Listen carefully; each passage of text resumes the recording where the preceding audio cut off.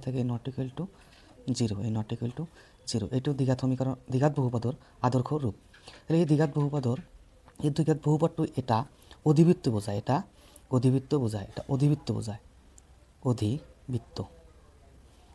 দ্বিঘাত বহুপদ এটা অধিবৃত্ত বোঝায়। এতিয়া অধিবৃত্ত কেনেকুৱা ধৰণৰ? এতিয়া অধিবৃত্ত সাপোজ এইখন আমি কাৰ্টেজীয় সমতল এখন আঁকিলোঁ, ইয়াত আমি কি এনেকুৱা দেখাব পাৰোঁ, আৰু নহ'লে এইটো এটা কাৰ্টেজীয় সমতল আমি আঁকিছোঁ, ইয়াত আমি এনেকুৱা হ'ব পাৰে। এতিয়া অধিবৃত্তটো ওপৰ মুখ খোলা থাকিব, এইটো কোৱা হয় ওপৰ মুখ খোলা,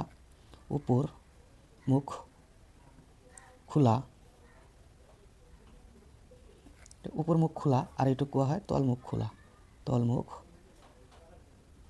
খোলা। মনত ৰাখিব লাগিব যে দ্বিঘাত বহুপদ এটাই অধিবৃত্ত বুজায়। এতিয়া অধিবৃত্তটো হয় ওপৰ মুখ খোলা থাকিব।